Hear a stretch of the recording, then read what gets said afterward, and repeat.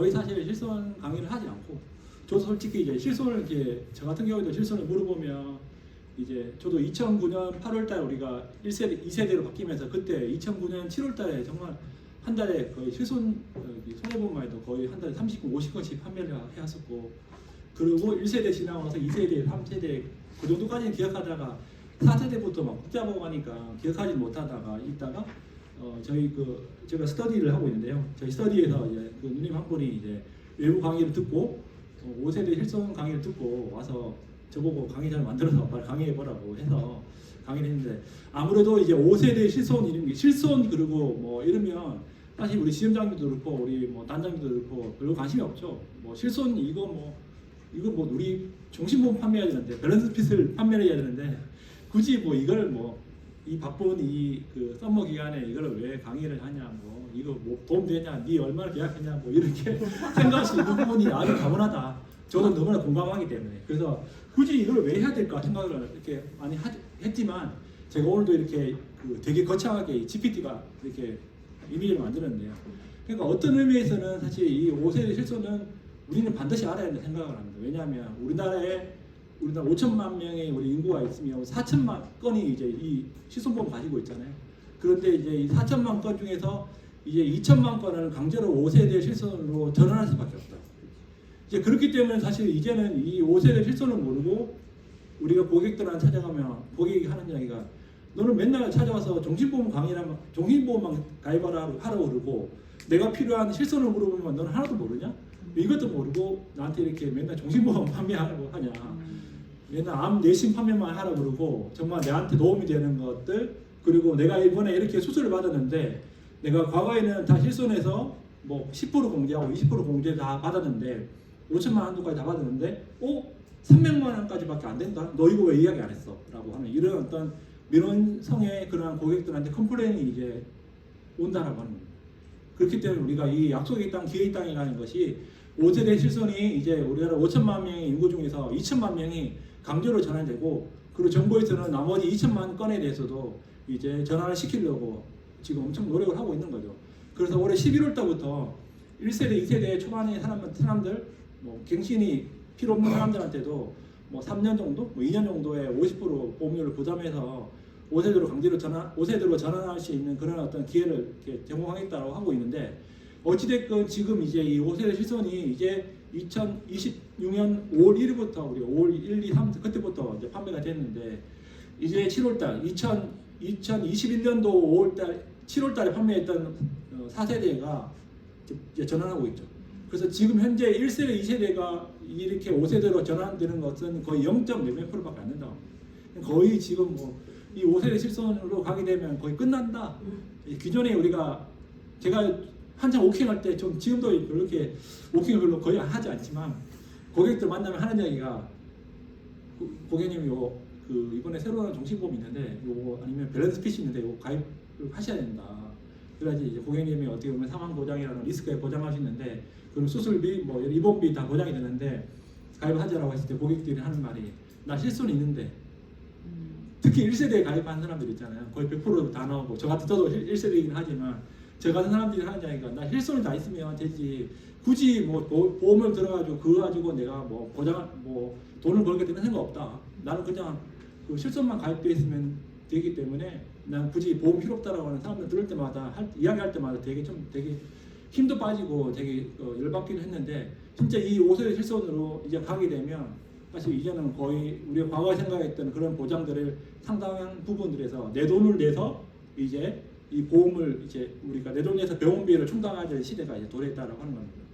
그 사실 저도 제 애들이 이제 26, 25 이렇게 되니까 그 의애들한테도 마찬가지로, 원래 옛날에 뭐 우리 애들이 2001년생, 2년생이니까 그 당시 때만 해도 이제 옛날에 가입했던 그 2세대 정도에 가입했었죠. 그런데 이제 그 애들 성인이 돼버리니까 이제 실손도 갱신해버리니까 이제 그 애들도 4세대인데 이제 그 애들도 곧 5세대로 가게 되면 이제 병원비가 충당이 안 되니까 우리 애들한테 이 의료비 통장으로서 별돈 하나 만들어야 되지 않을까라는 생각이 드는 거죠. 그래서 제가 오늘 이 시간에 이제 설명드리고 싶은 거는 그런 겁니다. 그러니까 어차피 지금의 썸머 우리가 7월 8월 버킹할 때 고객들한테 접촉점을 만들 수 있는 어떤 그런 거리를 우리가 오늘 이 시간에 1시간 정도 제가 설명드리면서 그런 포인트들을 들을 때 이거 통해서 하나씩 들으시면 오늘 진짜 힘들게 오셨던 이 시간들 아깝지 않게 이렇게 충당할 수 있지 않을까 생각하면서 이 강의를 준비했습니다. 그래서 되게 거창하게 약속의 땅, 기회의 땅이라고 이야기했습니다. 그래서 5세대 실손을 정확하게 알면 진짜 이런 어떤 기회가 될 수 있다라는 생각에서 강의를 준비했었고요. 그래서 이것도 이제 제미나이 GPT인데 이제 5세대 실손이 이제 보험료가 많이 저렴해지는 건 분명한 겁니다. 분명한데 그 자기 부담감이 높아지고 그리고 보장이 줄어드는데 그리고 비급여 보장이 많이 달라지는데 그리고 갈아타는 게 이득인가라고 하는데 아직까지는 이득이라고 생각하지 않는 게 어떤 현실인 것 같아요. 거의 뭐 5세대로 바뀌는 경우는 없고 그리고 최근에 기사 보면 이제 그 2세대의 초반 사람들도 이제 15년 경신이잖아요. 그 사람들이고 2021년도에 4세대도 마찬가지로 전환될 때 그때 어떻게 하시는지 모르겠습니다. 저 같은 경우는 메리츠를 하고 있는데 유병재 같은 경우 3년에 한 번씩 경신할 때 직접 찾아가서 선물로 받는데 메리츠는 그렇게 받았는데 현대상 이야기 되니까 안 받아도 된다 그러더라고요. 안 받고 그냥 뭔가 인증을 통해서 한다고 하더라고요. 저 정확하게 모르겠는데 여하튼 이제 4세대에서 5세대 전환되는 것도 마찬가지로 그 이제 인증을 거칠 때 아예 인증을 안 하고 그냥 4세대로 그냥 그대로 있겠다라는 식의 어떤 꼼수도 지금 나타난다고 하더라고요. 5세대가 너무 그 보장들이 너무 취약하니까 도대체 어느 정도인지 그 설명 한번 드리도록 하겠습니다. 그래서 지금 이제 그 5세대 실손보험이 올해 연말까지 58만 건이 갈아타고 있고 그리고 이제 5년간 4세대 실손이 거의 700만 건이 이렇게 전환한다고 하고 있습니다. 그래서 1세대부터 해서 4세대까지 거의 한 4천만 건의 이런 이제 보유 계약이 있는데 이것이 이렇게 각 세대별로 주요 보장들이 이렇게 각각 있었죠. 사실 1세대만 해도 거의 정말 이렇게 뭐 자기 부담 일이 이제 거의 없었으니까 그리고 이제 보험료 갱신도 3년 5년 되고 그리고 사실 그렇게 됐던 시절들이 참 좋았죠. 지금도 마찬가지로 저도 이제 1세대를 가지고 있으면서 저 같은 경우에는 이제 2달에 한 번씩 고혈압약, 고지혈약을 타고 있습니다. 근데 저 같은 경우에는 이제 다 급여죠, 급여. 급여로 이제 저는 이제 치료를 받기 때문에 별로 이렇게 5세대로 간다고 하더라도 급여에만 국한된 사람들은 크게 차이는 없습니다. 그런데 이제 비급여가 이제 끝나는 거죠, 비급여. 이제 그래서 2세대 그리고 2세대가 이제 2013년도 4월 1일부터 해서가 2013년 4월 맞습니까? 그때부터가 네. 15년의 갱신이 있는 거죠. 이제 2013년 4월부터 해서 이제 이 4세대까지 그 사람들이 이제 강제 전환, 5세대로 무조건 전환될 수밖에 없는 이 시대가 이제 도래했다고 하는 겁니다. 그래서 이제 2013년 4월달 5세대에 전환된다는 거 알고 계시냐고 이렇게 메리차지에서 이렇게 이미지를 만들어서 보내왔습니다. 이제 이런 시대다. 그래서 이제 정말 2세대에 2013년 4월 이후부터 가지고 있는 고객들한테 쇼팅해서 그분들한테 어프로치하는 게 필요하다 생각합니다. 그 사람들한테 무조건 15년 후 그리고 5년 후에 이렇게 갱신이 된다라고 하는 겁니다. 저도 제 팀에 제 고객분이 있는데 2013년도 8월달 계약하셨던 분이 있는데 저한테 한 번씩 연락 와요. 인포시 이거 보험료도 많이 올라간다고. 2세대 그때 가입했던 실손보험료가 너무 많이 올라갔는데 어떻게 하면 좋겠냐고 계속 물어봅니다. 그래서 제가 사모님 혹시 뭐 치료받으실 거 있으세요? 물어보니까 그분도 연세가 60대 중반이니까 인공관절 치환술을 해야 된다고 무릎 인공관절 치환술을 해야 된다고 하시는데 그러면 사모님 어차피 이거 치료 2028년도 7월달 이전에만 그 2세대이시니까 수술하시고 그때 전환하시라고 말씀드립니다. 왜냐하면 이제 인공관절 치환술하면 이게 기본적으로 무릎 인공관절하면 급여가 되는데 급여가 되면 얼마 되지 않는데 사실 이제 뭐 예를 들면 우리들 병원 이런 데 가면 거의 병원비가 거의 700, 800 거의 이상 나오니까 그러면 우리들 병원 가서 치료받으면 300만 원밖에 안 나오니까요. 왜 300만 원밖에 안 나오지 않습니까? 예. 왜 300만 원밖에 안 나오는지 아십니까? 그런데 우리들 병원에 여기 본원이 여기 청담동에 있는데요. 거기 가면 300만 원밖에 안 나오는데 우리들 병원에 저기 그 김포항에 가면 1000만 원 나옵니다. 왜 그런지 아십니까? 예. 그 설명 드릴게요. 그래서 만약에 고객분들이 예를 들면 뭐 척추 수술을 한다든가 아니면 뭐 예를 들면 인공관절 수술을 한다 그랬을 때 고객님 우리들 병원 청담동에 가시면 300만 원밖에 안 나고 우리들 병원 김포항에 가면 1000만 원 나옵니다. 고객님 반드시 김포항을 가셔야 됩니다 라고 이야기해야 되는데 근데 실컷 아무 이야기도 안 했다가 우리들 병원 청담동 갔다가 이게 3명밖에 왜 안 나와라고 했을 때 그 FC 이제 신뢰가 완전히 꽝인 거죠. 네, 그래서 그런 설명을 드려야 되는 게 5세대로 가면 이런 일이 생긴다고 하는 거예요. 처음 들어보시죠? 네. 그죠? 5세대 실천은 우리가 잘 모르니까. 그래서 제가 오늘 설명드린 것들이 그런 내용들만 포인트를 잡아서 설명드리도록 하겠습니다. 아, 감사합니다. 그래서 실제로 이제 제가 지금 말씀드리지만, 그러니까 사실 특별하게 뭔가 대단한 건 있지는 않은데 복잡한 겁니다. 왜냐면 복잡한 게 우리가 실손이 딱 지금처럼 1세대 하나만 있으면 상관없는데 1세대, 2세대 엄청 복잡해. 3세대, 4세대, 5세대까지 있으니까 거기에 대한 어떻게 보면 특장점, 장단점을 모르면 이제 고객들은 안내할 때 잘못되면 민원이 걸린 거죠. 그런데 사실 우리가 FC가 민원이 걸리더라도 그게 우리한테 데미지 크게 없습니다. 그런데 이제 고객하고 신뢰가 상실되니까 추가 계약을 할 수가 없는 거죠. 그래서 실제로 이제 뭐 우리 우영계 이사를 통해서 뭐 계약을 하고 관리를 받으니까 와 이런 것도 포인트를 잘 잡아주더라라고 해야 되는 거지. 우영계 이사를 통해서 보험 계약하니까 야 1,000만 원 받을 거를 300만 원밖에 못 받았다 이러면 그 FC한테 누구 계약을 하겠냐 이거죠. 그래서 이게 되게 중요한 겁니다. 그래서 여기에 따라서 이제 병원들도 이제 작성합니다. 병원들도 이제 의원이 있고 병원이 있고 종합병원이 있고 상급 종합병원 있잖아요.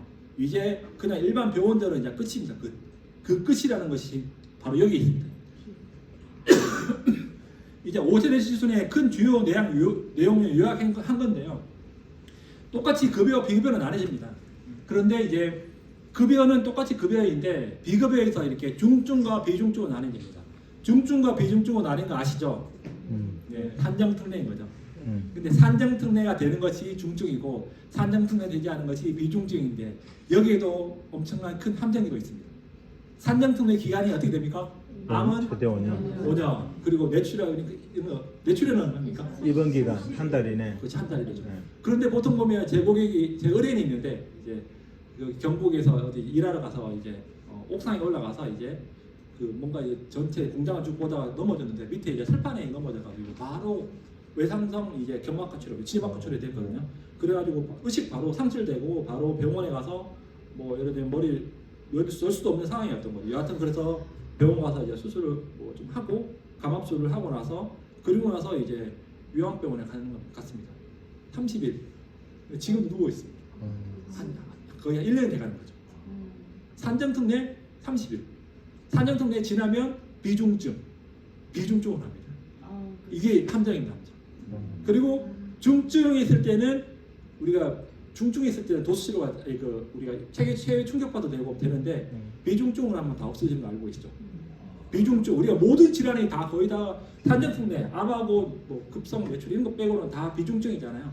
그 비중증에 있을 때는 체외 충격파도 안 되는 거 다 안 됩니다. 그게 지금 5세대예요, 5세대. 그러니까 지금 우리가 다 처음 들어보는 거잖아요.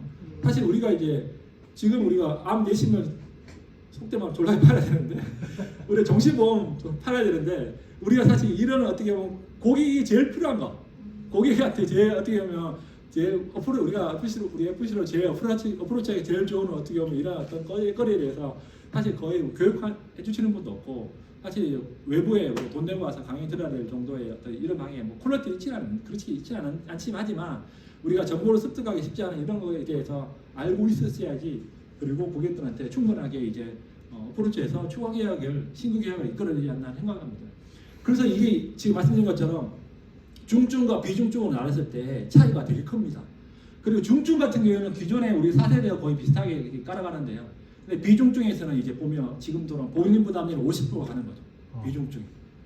그리고 이제 맥스 이제 통보했을 때는 50% 또는 5만 원이 되는 게 비중증에 이제 됐을 때 보유 부담률이 생기는 거고. 그리고 이제 아까 말씀드렸던 이제 이겁니다. 비중증이 있을 때 이제 입원했을 때 회당 300만 원입니다. 회당 300만 원이 이제 아까 말씀드린 것처럼 의원급, 병원급은 300만 원 한도입니다. 근데 이제 종합병원, 상급 종합병원은 1,000만 원 한도입니다. 비중증이 이제 1,000만 원 한도잖아요. 그런데 이제 그 중증일 때는 연간 5천만 원인데 비중증에는 연간 1,000만 원인데 또 불구하고 이제 병원급 이하는 300만 원밖에 안 되는 거예요. 병원급이요. 그러니까 병원급과 종합병원급의 차이는 이겁니다. 여기 뒤에 장표들 다 나와 있는데 제가 설명드리면 이제 총 7개 진료 과목이 있어야 됩니다. 제가 아까 설명드렸던 이제 저기 우리들 병원의 본원이 이제 청담동. 저기 청담동인데 여기는 그냥 병원입니다. 그러니까 예를 들면 우리가 네 개과가 필수과거든요. 내과, 외과, 소아과, 산부인과 이거 돈 안 되는 과들이잖아요. 여기 그 우리들 병원 그 가면 뭐 제가 폄하하는 게 아니고, 그러니까 사실 돈 되는 과가 안 되니까 사실 우리들 병원도 이제 총 7개 과가 있어야 되는데 우리들 병원도 이거 4개 과가 필수 과목이 없죠. 그런데 저기 김포병원이 있어요. 그래서 이제 저희 스터디에 제 멤버들 중에서 보니까 우리들 병원 출신인데 제가 우리들 병원 설명하니까 아니라고 막 그랬었거든요. 그런데 이제 근데 이제 이게 그 우리 그 이거 핸드폰에 이거 다 가지고 계시죠? 이음 다 가지고 계시죠? 여기 딱 검색하면 나옵니다. 이 예를 들면 내가 가는 병원이 뭐 러스크 병원 이럴 때딱 치면 이게 병원 아니면 종합병원이 나와 있어요. 그러니까 앞으로는 이게 돼야 됩니다. 고객들한테 고객님 어느 병원에 가시려고 하세요? 다 물어봤을 때 러스크 병원입니다. 고객님 잠깐만요 해가지고 이음에 검색해 봅니다. 러스크 병원 아니면 종합병원 요 차이가 있습니다. 그러니까 그 차이에 따라서 300만 원이 되느냐 1000만 원이 되느냐 이 차이가 되게 크게 이게 아주 큰 차이입니다. 이걸 모르고 가면 그래서 이제 앞으로는 우리가 고객들이 잘 안 아시겠지만 혹시라도 영수증을 진료비 영수증을 받으면 병원급인지 종합병원급인지 확인해야 됩니다. 여기 이렇게 나와 있던 거고요. 그리고 아까 말씀드린 것처럼 비중증의 면책은 이제 근골격계 치료 주사제가 이제 비중증에는 안 되는 겁니다. 5세대에서 제가 비급여로 중증 비중증이 크다 보니까 이거 먼저 설명드리는데, 그리고 보면 이제 급여에서도 차이가 있습니다. 급여에서도 보면 기존에 우리가 우리가 4세대에서는 10,000원, 20,000원 하고 이제 20% 맥스값, 큰 최대값을 우리가 중에서 통원을 이제 공제를 했는데 이제 5세대에서는 건강보험 본인 부담률이라는 게 나왔습니다. 이 처음 들어보시죠? 이게 나왔습니다. 이게 나왔고 그 다음에 그 전액 본인 부담금 우리가 영수증에 보면 이렇게 돼 있죠. 급여가 비급여와 비급여로 나눠져 있고 급여에서는 공당 부담금, 본인 부담금 있고 그리고 전액 본인 부담금 이렇게 있고 그리고 비급여 보면 이제 선택 진료로 있고 비선택 진료로 있죠. 왜 선택 진료라는 게 있는 거 아시나요? 우리가 영수증에 보면 제가 이렇게 별로 관심 없어서 그러는데 영수증에 보면 우리가 그 급여는 지금 말씀드린 것처럼 이해되시는데 비급여에 보면 선택 진료라고 있는 게 과거 2019년도까지인가 그때까지만 해도 우리가 교수님들이잖아요. 선택 진료 그 사람한테 받고 싶다고 해서 하면 비용을 더 내고 우리가 그 교수한테 우리가 선택해서 진료 받을 수 있었거든요. 지금 그게 없어졌어요. 그런데 진료비 영수증에 그런 게 있다 이거죠. 그래서 비급여 그 선택 진료로 비선택 진료로 이렇게 나와 있는 거죠. 근데 거기에 보면 전액 본인 부담금이 나오는 게 있죠. 급여에. 근데 그게 이번에 5세대 시선에서 들어와 있습니다. 전체적으로 이런 식의 주요한 내용들 요약이 있어요. 그래서 이 부분들을 제가 여기 지금 잠깐 언급했던 것들을 요 뒤에 내용들이 나와 있는데요. 그 내용들에 대해서 자세하게 또 설명드리도록 하겠습니다. 그래서 이제 이런 어떤 이제 병원급에 대해서 정확하게 이해해야 된다. 우리가 기억해야 된다라고 하는 것들을 설명드리고 이제 이게 있습니다. 아까 지금 영수증이 이렇게 있죠. 설명드린 것처럼. 그래서 이렇게 지금 이제 이 고객은 이 환자는 이제 간암으로 표적 약물 치료하고 있는데 이를 통원하고 사회 요망이라고 이렇게 적혀 있습니다. 이분 같은 경우에는 지금 어떻게 됩니까? 이분 같은 경우에는 이제 선택 진료로가 이렇게 실력 68만 이렇게 나와 있는데 통원이잖아요. 통원이니까 우리가 4세대 같은 경우에는 20만만 나와야 되잖아요. 맞아. 근데 5세대에서는 아예 안 나옵니다. 그러니까 나오는데 아까 여기 전액 본인 부담금. 자, 5세대 실손에서 받을 수 있는 거는 이제 없다. 5세대 실손에서. 왜냐하면 이제 우리 전액 본인 부담금이라고 하는 거는 이제 우리 급여 기준을 초과하는 경우 있잖아요. 예를 들면 이제 표적 항암 약물치료도 급여에 들어온 것들이 우리가 많이 있잖아요.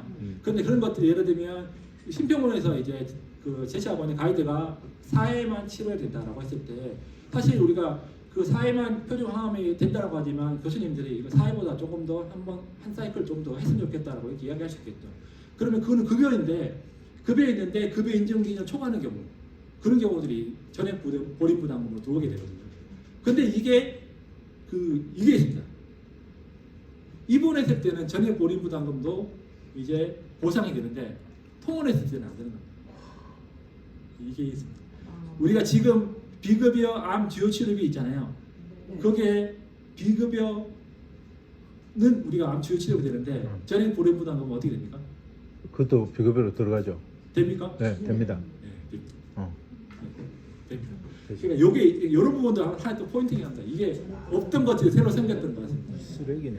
그러니까 여기 생겼던 이유들이 또 이게 있죠. 뭐 예를 들면 이제 뭐 김내과 의원에 가야 되는데 이 사람이 바로 서울대병원 오는 경우들 이런 경우들이 다 전액 본인 부담금이 그렇지. 되잖아요. 영수증 보면 자세히 보면 이렇게 급여에 본인 부담이 아니고 다 전부 다가 전액 본인 부담금이 쫙 나열되는 경우도 있어요. 그런 경우들이 이제 그 사람들이 이제 이 4번에 본인 희망에 의한 진료가 됐던 거고 그리고 이제 이번 항목도 같은 경우에도 이제 뭐 성장 호르몬 같은 경우에는 이제 이게 비급여였다가 이제 급여로 전환되는데 이게 어떻게 보면 적응증 요게 이제 10세 이하에 해당하는데 이게 11세 이상 됐다 이렇게 됐을 때 이렇게 전액 본인 부담금이 발생하는 경우 전액 본인 부담금이 발생하는 경우가 있을 때 그때는 5세대 실손혜택은 되지 않는다. 이게 차이입니다.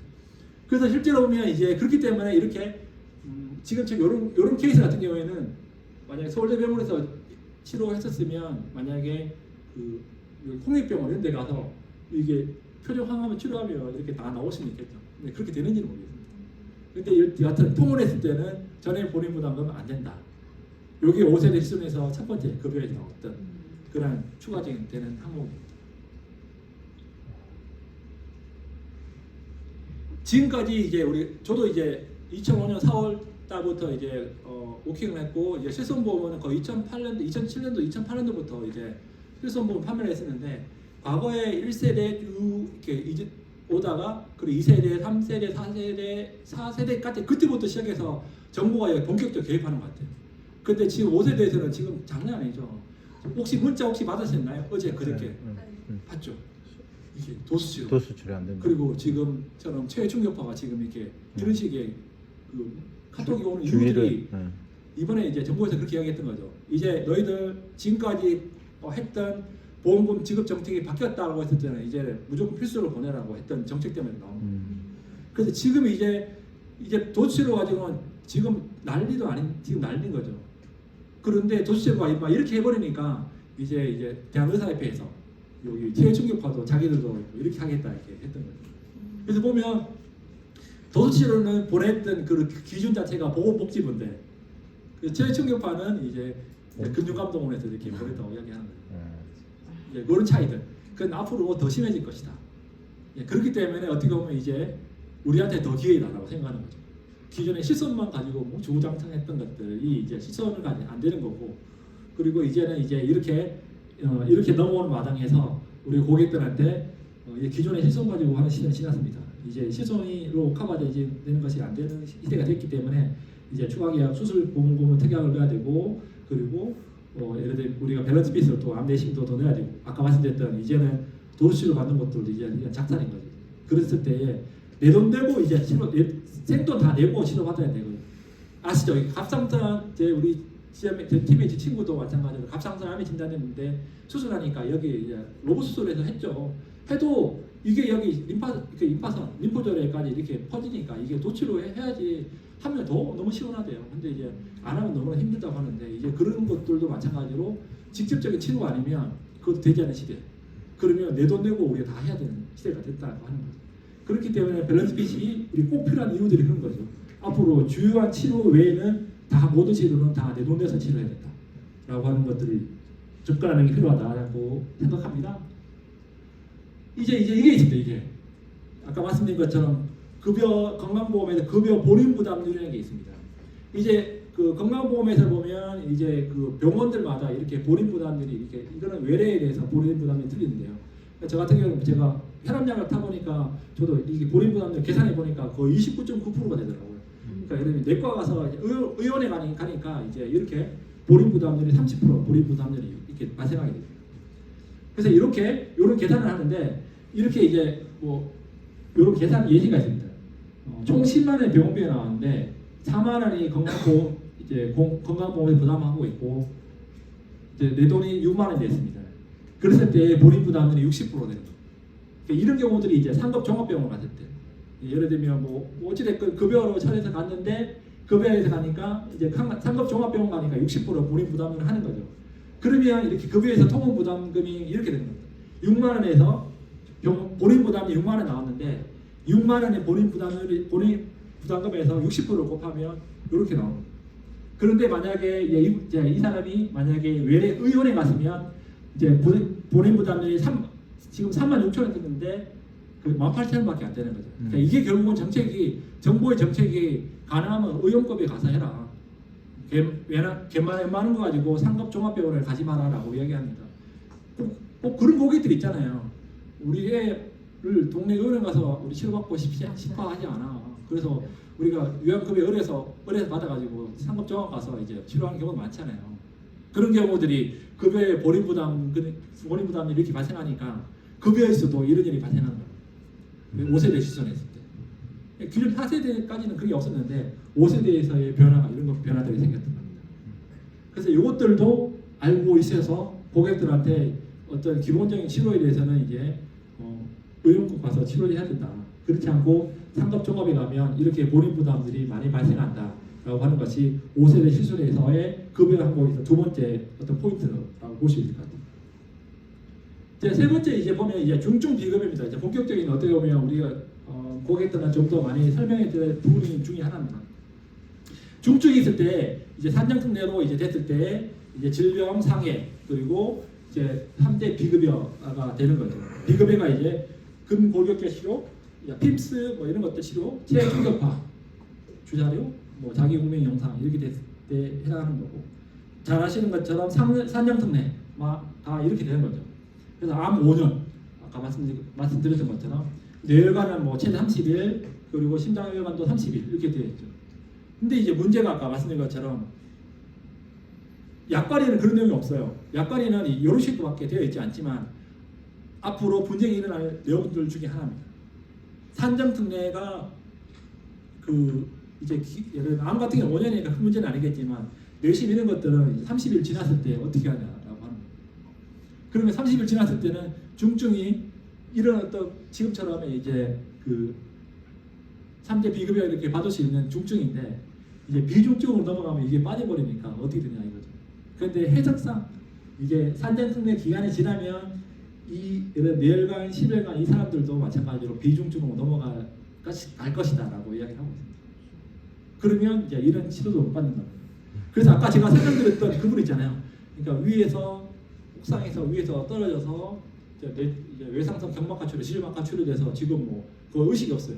그 고도장애 80% 이상 되는 정도의 상태에 이르렀어요.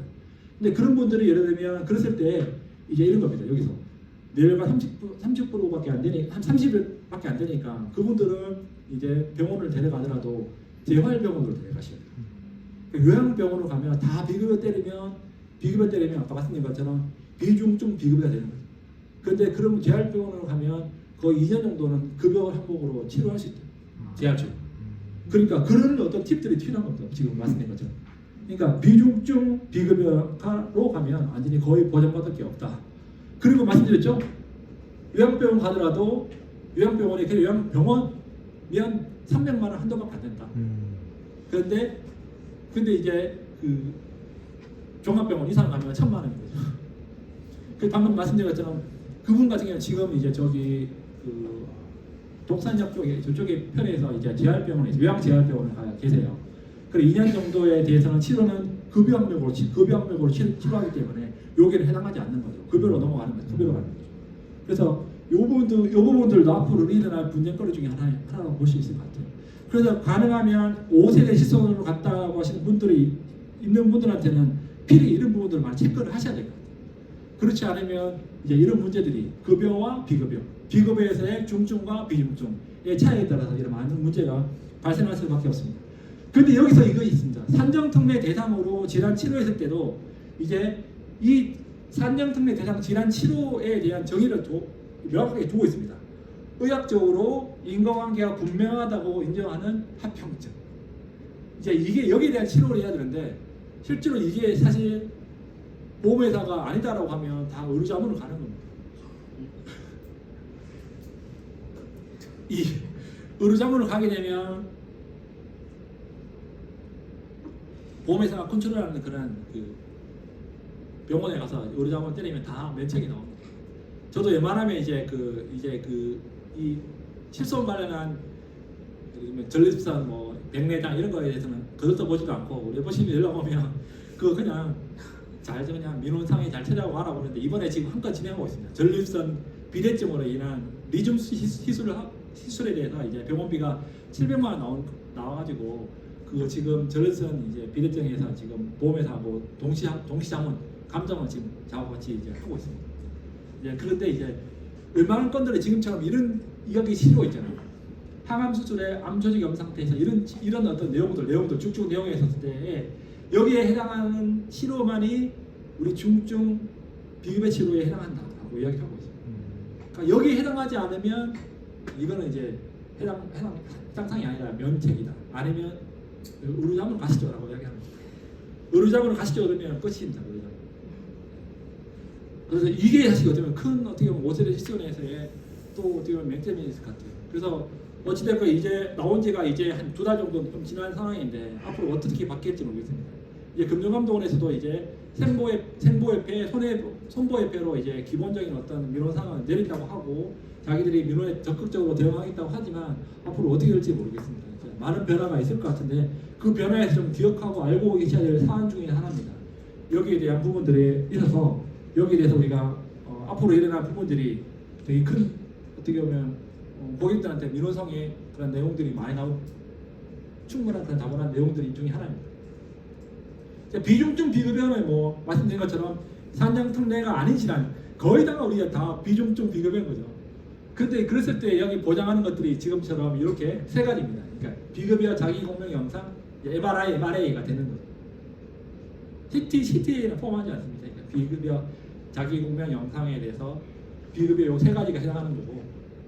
그래서 이제 여기서 이제 아까 말씀드린 것처럼 이제 여기 약관의 내용을 보면 이제 종합병원, 상급 종합병원은 1,000만 원 한도인데 종합병원 이하 병원급과 이제 의원급은 이제 해당하지 않는다. 그래서 이제 말씀드린 것처럼 총 4개 과가 있어야 되는데 그런데 이제 최소 100병상을 갖춰야 됩니다. 100병상이 넘더라도 종합병원 지정이 안 된 병원에 해당하지 않는다고 합니다. 그래서 이제 아까 말씀드린 것처럼 이제 제가 예를 든 겁니다. 우리도 병원이 뭐 어떤 그런 평가가 아니고 이제 전국에 본원들이 한 5, 6, 뭐 부산, 뭐 대구도 있고 막 그러는데 그 중에서 유일하게 여기 김포공항만 갖춰져 있더라고요. 그래서 아마도 앞으로 이제 병원들한테도 이런 이야기를 해줘야 되는 겁니다. 이제 그래서 이제 이 종합병원 이상의 시설이 갖추지 않으면 300만 원대 1,000만 원 그러면 사실 고객들이 어디 가서 치료 받겠습니까? 그리고 요양병원들도 이제 끝났다고 하는 것들이 여기 있습니다. 그래서 제가 이야기 저희 스터디에 있는 그 우리 사모님 한 분이신데 이제 이런 부분들 설명해 주면서 이제 자료 좀 만들어 달라고 해가지고 제가 일단 자료 조금 적혀져 있긴 있는데 이제 그분들도 마찬가지로 이제 이 병원들도 지금 정형외과들도 그렇고 재활도 그렇고 지금 병원들 난리인 거죠. 일단 도수치료 때문에 그런데 사실 여기까지는 아직 내용을 정확하게 모르실 거예요. 1,000만 원대 300만 원 그러면 그런데 사실 우리가 병원비가 2,000만 원 나왔을 때가 50%니까 1,000만 원까지 되는 건데 그런데 이제 1,000만 원 우리가 50% 2,000만 원 나왔는데 이제 우리들 병원 기본한테 1,000만 원 되는데 여기 갔을 때는 300만 원밖에 안 나오는 거죠. 그런 문제가 있기 때문에 이 100병상을 갖춰야 된다라고 하는 것 때문에 병원들도 좀 어떻게 보면 이합 집산이 되지 않을까. 그리고 또 기본에 이거 갖춰지지 않은 과들이 갖춰야겠다라고 해서 갖추는 그런 시스템으로 되지 않을까. 그래서 보면 지금도 보면 이게 어떤 이런 정책이 보험회사 금융감독원만 그치는 것이 아니라 정부에서 건보공단에 좀 개입했다는 것을 볼 수 있겠죠. 이제 기존의 어떤 뭐 무리한 치료들 그리고 그 내과, 외과, 뭐 청소년과 우리가 뭐 산부인과 거의 병원들에 갖춰지지 않았는데 그것들을 갖춰지게 이렇게 하게 되는 것이 실손보험과 연결되어 있는 그런 상황이 생겼던 겁니다. 그래서 보험금을 지급하지 않는 사회에 보면 이렇게 되는 거죠. 최충격파, 도치로는 지금 이제 바뀌었던 거죠. 상황이었던 거고. 그래서 이런 비중증 비급여에서 이렇게 보험금 지급하지 않는 사유에 이런 내용들이 다 포함되어 있어요. 그 지금 우리가 카톡으로 받았던 그 도수치료는 우리가 그 관리급여로 되어 있긴 하지만 이제 그 최충격파 같은 경우는 이 비중증 비급여에는 해당하지 않습니다. 이제 그렇기 때문에 이제는 뭐 과거에 병원에 가면 저도 그때 한 몇 년 전에 50개나 와가지고 이제 50개나 와가지고 병원 가니까 물리치료 받고 그 다음에 최충격 받고 그다음 도수치료 받고 이게 너무 친하게 연결돼서 병원비가 거의 뭐 한 200만 정도 나왔던 거예요. 나오면 근데 과거에는 저는 1세대니까 됐던 건데 5세대는 이제 안 되는 거죠. 이렇게 안 되는 겁니다. 근데 도수치료는 아까 말씀드린 것처럼 15회까지 되는 거긴 하지만 이런 부분이 생긴다는 거죠. 그래서 제가 지금 5가지 이제 내용을 지금 이야기했던 겁니다. 근데 지금 그러면 5세대 실손이 다 나쁜 거냐? 장점도 있다. 장점. 장점이 있다. 장점. 보험료 저렴하다. 첫 번째 보험 저렴하다. 두 번째 임신 출산된다. 오. 그런데 요것도 얼마인데? 요것도 있습니다. 요것도 예를 들면 내가 임신했습니다라고 하면 우리가 그 보건소에서 우리가 그 받잖아요. 카드 받잖아요. 그러면 딱 그 280일 이전에 보험을 가입해야 된다. 이해되시죠? 출산 예정일로부터 해서 280일 이전에 가입했던 사람들이 한해서 임신 출산에 대해서 급여가 해당 5세대에서는 적용 가능합니다. 이해되시죠? 보험 들고 280일. 그러니까 보험 등이 아니고 출산 예정일로부터 이제 280일 이전에 가입이 되어 있어야지 급여로 된다라고 합니다. 3호가 있죠. 3호. 예. 이 장점. 또 장점이 있습니다. 장점. 정신발달장애 태아보험에서는 급여에서는 여기 된다. 5세대 실손의 장점입니다. 출산 장려. 예. 그러니까 지금 보면 이게 정말 이렇게 느끼시지 않나요? 5세대 실손은 거의 이제 그 보험회사 금융감독원만 뭐 이렇게 만든 것이 아니고 정부가 보건복지부가 엄청나게 개입했다라고 볼 수 있는 거예요. 그러니까 상급 종합병원 이만한 가지 마라, 의무화 치료해라. 그리고 병원들도 이제 내과, 외과도 소아과도 있어야 된다. 막 그런 거, 그 종합병원 이상 해야 된다. 막 이런 내용들. 가능하면 급여로 했을 때 이렇게 된다. 막 이런 것들 자체가 거의 다 포함되어 있다라고 이렇게 볼 수 있을 것 같아요. 그래서 이제 제가 이거 선물해봤어요. 1번부터 쭉 6번까지 했는데 저희 그 단톡방에 보면 다 내용이 있으니까 이거 보시면 되고요. 그래서 이런 내용들이 생겼습니다. 그래서 암통원 치료가 생각보다 큰 공백이 있다. 그리고 아까 말씀드린 것처럼 이제 중증 비급여가 이제 그 주요 치료할 때만이 도수치료가 해당하지 주요 치료가 해당하지 않을 때는 안 된다고 하기 때문에 암통원 이런 부분들에 대해서도 이런 진단금들 많이 가져야 된다라고 하는 거고 4년 특례 기간이 끝나면 의료 부담이 크다라고 하는 거. 그리고 이렇게 아까 말씀드린 것처럼 300만 원밖에 안 나왔다라고 하는 일이 생겼을 때 수술 특약들이 우리가 많이 가져야 된다고 하는 거예요. 우리 수술 특약들 그리고 1호종 질병 수술 1호종 수술비도 우리가 넣어야 된다라고 하는 것들이 있고 그리고 비급여 면역 치료도 이제 예전처럼 생각하면 안 된다. 그리고 도수 치료는 사실상 끝났다라고 하는 거 재충격파 잘 알고 계시듯이 그래서 실손보험료는 싸졌지만 보험 부담은 더 커졌기 때문에 우리가 가지고 있는 여러 가지 상품들로 그런 부분들을 보충해야 된다라고 하는 내용들을 설명드렸습니다. 그래서 5세대 실손이 이건 사실은 5세대 실손뿐만 아니라 지금까지 계속해서 실손보험이 어떻게 보면 이 분쟁이 많이 일어나고 있죠. 우리가 적응증과 금기증. 적응증은 이 수술을 해야 되는 어떤 그런 그 사람의 상태가 맞다라고 하는 것이 적응증이고, 이 사람은 현재 이 상태는 수술을 하면 안 돼라고 하는 것이 금기증이라고 하는데요. 그래서 수술의 적응증을 가지고 보험회사가 의료자문을 많이 하고 있는 상황이죠. 그래서 적응증에 해당하면 이제 보험금 지급하는 거고, 그런데 수술을 보험금 지급하려고 하는데 입원을 했을 때 정보가 해당되는데 이것도 입원에 해당하지 않습니다. 입원에 해당하지. 과잉 입원이다. 그리고 그 통원을 해서 수술에 적응이 해당하지 하지만 25만 원밖에 안 나오는 게 지금 현재 어떤 상황입니다. 사실 이거 지금 계속 문제가 많이 일어나고 있죠. 근데 지금 소송도 많이 일어나고 있고 지금 백내장 수술에 대해서도 지금도 계속해서 소송 판결이 나오고 있고 그리고 이제 하이프, 만보통, 갑상선 고주파 이 계속해서 지금도 매주마다 소송에서 진행돼서 법원에서 판결이 나오고 있습니다.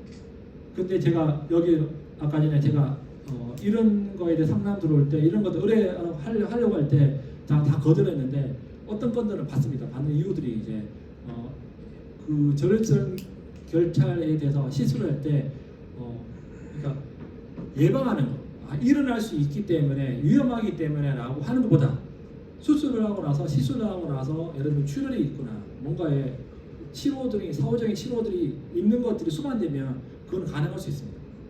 그러니까 지금 백내장 수술도 100건 중에 한 건이 되는 것들이 그런 거거든요. 백내장 하면 30분, 30분에 끝나는 건데 근데 백내장 하고 나는데 이분이 뭔가의 안압이 더 높아지고 그 상태에 대해서 체크들이 있으면 가능합니다. 됩니다. 근데 이제 그것이 되지 않고 그냥 이제 백내장 시술 30분 하고 나서 그냥 혹시라도 문제 생기니까 그냥 이런 식의 간호기록지에 그런 식의 내용이 나왔으면 안 된다고 합니다. 그래서 지금의 이 나열됐던 이런 어떤 시술들도 보장이 되는 것들은 이제 시술을 하고 나서의 출혈이 있거나 뭔가의 RI 높아진다든가 아니면 맘모토미 시술했는데 뭔가 있던 추가적인 뭔가의 치료를 했을 때는 가능합니다. 그런데 그때 갈 때도 이제 보험사하고 이런 자문을 할 때 잘 서로가 커뮤니케이션 된 상태에서 가면 될 수 있습니다. 제가 지금 그 밸런스 핏을 가입해 있는 우리 신한협회 우리 친구가 있는데요. 밸런스 핏을 가입했는데 지금 이제 보험사 분쟁이 있긴 합니다. 지금 진행 중인데요. 제가 요거 우리 친구 건 전에 제가 모 손해보험사에 똑같이 우리 친구가 거의 비슷한 이제 27세 여성인데 머리가 두통으로 인해서 병원 가니까 병원에서 I66 코드를 줬어요. 저기 인천에 있는 진료원에 가서 66 코드를 줬는데 MRI하고 MRI 찍어서 병원 가서 66 코드를 줬는데 뇌혈관 진단금, 뇌졸중 진단금 보험 청구하니까 보험회사한테 의료자문을 해가지고 이게 그 영상상에서 MRA 영상상에서 그 협착이 되는 것이 이제 경미하고 그리고 이게 정확하게 인공 음영 같다, 아트팩트라고 하는 인공 음영 같다라고 해가지고 보험사 보험 지급 거절해서 동시 감정, 동시 자문 가자고 해서 했는데 저한테 연락 왔었어요. 그 제가 받아서 지난주 금요일날에 보험회사가 전화 왔었어요.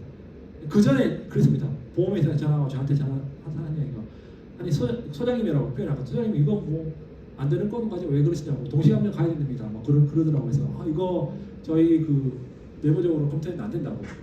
근데 제가 이제 그 전에 이제 그 고객하고 같이 다시 병원 가서 다른 상급 종합병원에 가서 영상을 또 찍고 그 서류 제출했는데도 똑같은 얘기 합니다. 우리 검토 불가합니다. 검토 불가. 상급 종합병원에 두 군데 가서 다 영상을 찍었는데 다 불가하대요. 그래서 이거 안 된다고 그랬는데 금요일날 이 담당자 전화 가지고 소장님 보험 지급하기로 했습니다. 우리 친구 듣고도 되게 해결할 겁니다. 그러니까 이런 일이 이제 비리비 발생하는 것들 지금 하고 싶은 이야기가 이겁니다. 보험회사에서는 의료자문을 통해서 이렇게 거절하고 있는데 우리가 알고 계셔야 됩니다. 우리 요즘 신한라이프에 우리 보험금부 지급부서 우리 애들 그 사람들이 옛날에 같지 않아요. 옛날에 우리 오렌지 시절에 ING 시절 같지 않아요. 우리 이야기하면 다 알만한 이인수 차이라는 사람이 있어요. 오래된 우리 ING 멤버들 그런 사람들은 잘 알고 되게 실력도 있고 그런데 요즘에 들어오는 우리가 신한라이프에 들어오는 보험금 지급부서의 사람들이 요즘 워낙 건강보험 때문에 막 이렇게 사람들이 뽑다 보니까 그 애들이 똑똑하지 않아요. 사실 이렇게 생각해야 됩니다. 보험회사에 제일 똑똑한 사람들이 영업한 사람들이고 그렇지 보험금 지급부서 사람은 똑똑하지 않습니다. 그네들은 기계적으로 매뉴얼상 이야기합니다. 의료자문을 하더라도 동일하게 그런 식으로 그냥 기계적으로 하고 있는 것이 현실이고 거기에 따라서 잘 준비하고 그리고 고객들은 잘 안대하고 해서 우리 접근해야 된다라고 하는 것을 말씀드리고 싶었던 겁니다. 그래서 이제 5세대 분쟁이 된 비급여들이 이렇게 있습니다. 세 가지 설명드리는데 이 카티스템 티술 같은 경우는 이제 금융감독으로 해서 이거 치료에 효과가 있다, 적응증에 해당한다라고 이야기하고 있는데 우리가 인공관절 하기 전에 보면 우리가 무릎이 아파서 병원 가면 우리가 보면 엑스레이 찍고 MRI 찍는데 이게 좀 웃긴 게 보통 보면 우리가 엑스레이 찍으면 KL 그레이드가 나와요. 1, 3, 4단이 나오고 그리고 그런 환자들은 거의 다 MRI를 찍거든요. 그랬을 때는 ICRS를 찍어요. 그런데 ICRS가 4단계가 되는데 이게 보통 보면 무릎을 찍었을 때 보면 거의 인공관절을 해야겠다라고 상황이 되면 KL 그레이드 4가 되면 이게 금기증이 되고 그리고 ICRS 그레이드 4가 되면 이게 적응증이에요. 그러니까 이거는 어떻게 보면 차트상에서 교수님이 KL 그레이드 4라고 적혀 있으면 이거는 카티 시스템 하면 안 되고 ICRS 4가 됐으면 이거는 맞다라고 합니다. 이게 좀 애매한 겁니다. 그래서 이런 부분들을 알고 고객들은 안내하는 것도 되게 필요합니다. 되게 중요한 겁니다. 그래서 병원 갔을 때 차트상에서도 엑스레이상에서의 KL 그레이드 4가 있으면 카티 시스템은 이거 수술 적응증에 해당하지 않아요. 금기증입니다. 그런데 ICRS 그레이드 4가 되면 이거 적응증으로 이거는 시술하면 이거는 수술에 해당합니다. 라고 합니다. 이런 게 있습니다. 적응증과 금기증 차이. 그리고 요즘에는 계속 연락이 옵니다. 신경성형술을 하면 입원에 해당합니까? 라고 물어봅니다. 해당하는지 물어봅니다. 그런데 신경성형술 하면 입원에 요즘에 해당하지 않는다고 얘기가 나오죠. 의료자문을 하면 다 면책이 된 상황인데 근데 되는 경우도 있어요. 제 조카가 28살인데 갑자기 엮기 들다가 이렇게 넘어져서 이렇게 척추 신경 성형술을 했어요. 그러고서 병원에 한 3박 4일 입원했었어요. 그 조카가 400만 원 나왔거든요. 요게 이번에 해당한다고 나왔습니다. 그러니까 지금 말씀드린 것처럼 그런 경우는 해당하는데 5, 60대 되는 우리 협착증 디스크 있는 분들이 가서 신경성형수 병원 가면 첫 번째 신경 차단술을 하고 그 다음에 신경 성형술을 하죠. 신경 성형술 1박 2일 입원하면 보장됩니다라고 했을 때 청구하면 다 안 된다 이거 하는 거죠. 근데 되는 경우도 있다. 그런 경우들이 됐을 때. 근데 그렇지 않은 경우들은 다 이게 면책되는 상황 중에 하나입니다. 도수치료 우리가 뭐 이거 이전에 이렇게 했는데 이제 이렇게 나왔죠. 이제 43,850원. 43,850원. 그런데 95%는 본인 부담금 41,000원만 내가 내면 된다라고 하는 거죠. 그래서 이것도 이제 1년에 이제 15회까지가 되고 그리고 24회까지는 이제 그 골절 있을 때 이 운동 범위에 따라서 효과에 따라서 이렇게 24회까지 되는 부분이 있죠. 그래서 이렇게 이제 뭐 한번 잘 만들어 달라고 해서 만들었는데 그래서 이렇게 43,850원이었습니다. 그래서 이제 건강보험이 이제 본인 부담하면 2,100원 이 본인 부담을 우리가 하는 거고 그랬을 때 기존에 이렇게 많은 차이가 있었다. 그냥 병원들이 너무했던 거죠. 도수치료 가지고 막 50만 원짜리까지 하고 과거에는 그렇죠. 우리가 보통 30분짜리 1시간짜리, 1시간 반짜리, 2시간짜리 이렇게 도수치료만 했는데 이제는 다 알짜없이 30분만 해당합니다.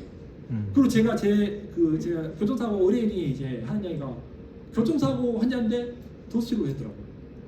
원래 기존에 우리 자동차 보험에서도 도수치료가 가능했었어요. 근데 그 도수치료가 워낙 단가가 많아가지고 병원들이 꺼려하고 그 기존에 부합하지 않았는데 이제는 또 자동차 사고인데도 이제는 도수치료를 체크를 하더라고요. 30분에 해당하는 거죠. 그래서 이제 제가 이 장표를 만들어서 한번 독방에도 올렸는데 결국은 우리가 이 도수치료가 되면서의 혜택이 있는 세대가 있고 별로 이렇게 혜택이 없는 세대가 있고 이런 차이가 있는 거에 대해서 한번 장표를 만들어서 한번 만들어 봤었어요. 그래서 이제 여하튼 이제 도수치료는 이제 끝났다. 30분 이런 질문을 합니다. 그러면 내 돈 30%는 넘고 너 치료받고 싶다라고 하면 그러면 받으면 되죠. 다 내 돈 내고 다 내 돈 내고 나서 보험회사에 보험금 청구하면 당연히 지급하지 않죠. 왜냐하면 치료 적정성에 해당하지 않는다라고 이렇게 건보공단이 이렇게 이야기하고 있으니까요. 그 내 돈 내고 마사지 받는다고 해보고 받으면 되는 거죠. 그런 시대가 이제 도래했다고 하는 겁니다. 제가 거의 이렇게 강의를 하면 항상 거의 마지막에 제 사례들 제가 진행하고 있는 건들에 대해서 진행하고 있는데 이런 거죠. 내 몸 안에서 일어나는 신호는 내가 잘한다 라고 우리 보통 이야기 하잖아요. 특히 우리 어른들이 이제 내 몸은 내가 제일 잘한다. 내가 뭐 아프다 하면 내가 괜찮다 이렇게 이야기하죠. 그런데 괜찮다 라고 하고 했는데 주변에 엄마 친구들이 야 병원 가보라 라고 이야기했는데 병원 가지 않는데 이제 딸들하고 식사하고 나서 그 다음날 엄마가 죽어있는 상태를 발견했죠. 머리가 아프다 라고 했을 때 MRI 찍었으면 죽지 않았을 사람들 뇌동맥류 이런 것들이 있죠. 그래서 이런 제가 두 가지 사례가 있었습니다. 66년생 남자분하고 78년생 남자가 죽었습니다. 그런데 그 두 사람이 다 5일 전, 3시간 전에 어떤 저조 증상이 있었던 겁니다. 가슴이 답답하다, 상복부 통증이 있었다. 비슷한 증상이 한데요. 그래서 66년생 남자분은 5일 전에 가슴이 답답하다라고 해서 병원 자기 가는 그런 내과에 가니까 의사가 이제 핏돌 그 위험약을 처방해서 이제 돌려보내고 나서 그래서 계속해서 답답하고 아픈 거죠. 그래서 사고 당일날 이제 거의 답답해서 거의 됐는데 옆에서 그 실신 상태로 돼가지고 아내가 CPR 해가지고 갔는데 병원 도착하면 하자마자 사망했었어요. 급성 심근경색이었습니다. 그리고 이제 78년생 여자는 이제 남자분은 이제 이것도 진행된 사건이었는데 진짜 이제 상복부 통증이 있어서 이제 명지병원에 갔는데 가니까 이제 응급실에 가니까 이제 응급실 의사가 이제 검사를 보자 해서 검사했는데 디타이머라고 하는 그런 검사 결과가 있는데 이게 이제 피 안에 혈전이 있어서 그 혈전이 이제 나오는 검사인데 이 사람이 이제 의사가 이제 큰일 난다 지금 응급실 나가면 큰일 난다 병원 나가면 큰일 난다고 했는데 나가고 나서 3시간이 지나서 요게 몇 시간 지나서 이제 저기 고양대로 가고 있는데 거기서 고속차 타고 가다가 사망했었어요. 대동맥 방해. 이런 증상들은 거의 이제 40대, 50대, 40대, 30대에 고혈압약을 안 먹는 사람들이 일어납니다. 제가 이런 경우들도 몇 번 봤거든요. 이런 일이 생긴다고 하는 거죠. 근데 이제 이 두 사람들의 어떤 특징이 그거 있습니다. 사인. 전조 증상이 있었다고 하는 거죠. 그런데 전조 증상이 없는 경우 있습니다. 환자분 남은 수명 6개월입니다. 이렇게 대표적인 게 뭡니까? 암 중에 췌장암입니다. 저희 그 스터디에 저희 인텔경님이 저희 스터디인데요. 제가 경험했던 사례를 제가 대경험 병원 가니까 저도 20년 동안에 제가 22년 차 하니까 20년 동안에 제가 KMI 가고 계속 검진을 했었는데 지금까지 한 번도 이걸 해본 적이 없어요. 시에로 테스트 들어보셨나요? 위 내시경을 할 때 이제 헬리코박터 검사합니다. 그러니까 20년 동안 한 번도 이런 시에로 테스트를 한 번 해본 적이 없어요. 근데 어찌됐건 이번에 테스트를 했는데 시에로 테스트 이거를 이렇게 의사가 하더니만 헬리코박터가 나왔대요. 헬리코박터가 위암의 이제 전전상보다 위암의 그 위암 인자거든요. 그래서 이제 헬리코박터 파일로리 균이 나와서 2주 동안 재균 치료를 했고 그리고 4주 후에 이제 다음 주에 이제 요소 호기 검사를 합니다. 그래서 이 시에로 테스트, 헬리코박터의 검사하는 방법이 크게 세 가지거든요. 이런 어떤 내시경을 하면서 거기에서 세포를 떼가지고 바로 원키트를 가지고 검사하는 방법. 두 번째가 이제 부는 방법, 요소 호기 검사. 세 번째로 변 가지고 하는 검사가 있어요. 근데 이제 혹시라도 한 번도 안 해보신 분이 계시다면 이 시에로 테스트를 해보시라. 내시경 할 때. 그래서 제가 우리 단톡방에서 팀방에 우리 단톡방에 요 글을 남겼고 그리고 제가 이제 20년 동안 검사를 하면서 항상 복부 전반을 항상 우리가 하는데 제가 간 그리고 담낭 그리고 췌장 전립선에 낭종이 있었어요. 한 1cm 미만에서 있었는데 한 번도 의사들이 복부 CT를 해보자고 한 적이 없었어요. 췌장이 어디 있습니까? 췌장이 등 쪽에 있는데요. 15cm에 70g입니다. 그리고 이자라고 그러죠. 이자라는데 복부 초음파를 했을 때는 이 췌장이 잘 안 보여요. 그런데 우리 췌장의 검사를 제일 효과적으로 할 수 있는 것이 복부 CT 그리고 췌장 MRI 그리고 이제 그 ERCP라고 하는 내시경으로 들어가서 하는 또 복잡한 방법이 있어요. 그런데 제일 간편하게 할 수 있는 게 복부 CT거든요. 제가 이번에 보니까 검진센터에서 보니까 복부 CT가 30만 원이고 그리고 복부 췌장 MRI가 32만 원인가 이렇게 하더라고요. 그런데 이제 제가 이렇게 되니까 이렇게 의사가 한번 해보자고 그러더라고요. 복부 CT. 그래서 이제 다음 주에 요소호기 검사를 하면서 이 복부 CT 검사를 같이 해봅니다. 그래서 반드시 복부 CT 검사도 한번 해보시라. 그러면 정확하게 내용을 알 수 있다. 그리고 우리가 보면 검진할 때 제일 어떻게 보면 치약스러운 게 그거죠. 이제 여성분들 같은 경우에는 제 아내도 그렇지만 이제 여성분들 보면 그 유방 엑스레이 맘모그래피 하는 게 제일 힘들죠.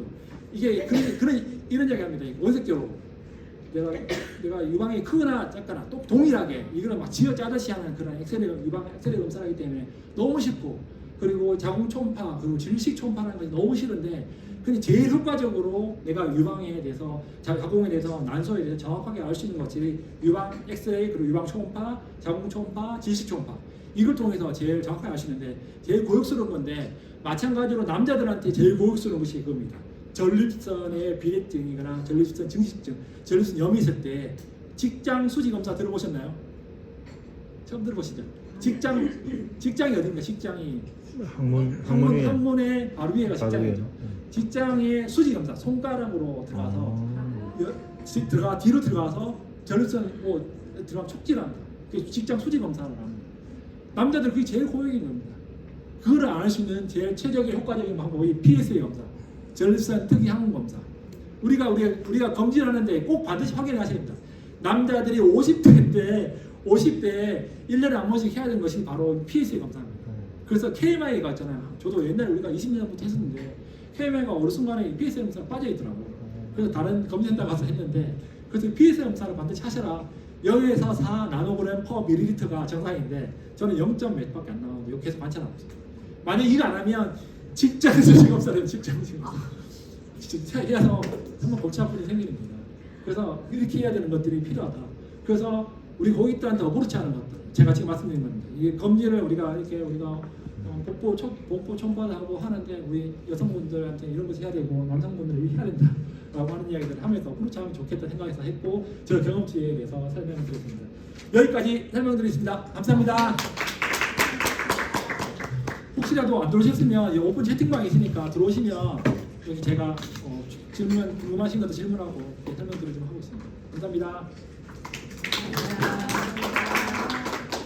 예, 여러분 저기 우리가 5,000원 주고 들은 강의 중에 가장 알찼던 것 같습니다. 절대 저는 이런 강의 무료로 하지 않습니다. 예전에 만원 받아서 커피도 드리고 샌드위치도 드렸는데 제가 너무 골병 들어가지고 강사비만 딱 받고 하기로 했는데 이런 강의 괜찮으시죠? 네. 우리 선배님이 이 신청자가 얼마 없어가지고 야 이제 그만하자 이랬는데 저는 그만둘 생각 없습니다. 여러분들이 계속 응원해 주실 거기 때문에 앞으로 지속적으로 더 좋은 강의로 찾아뵙도록 하겠습니다. 자, 제가 강사료 전달하도록 하겠습니다.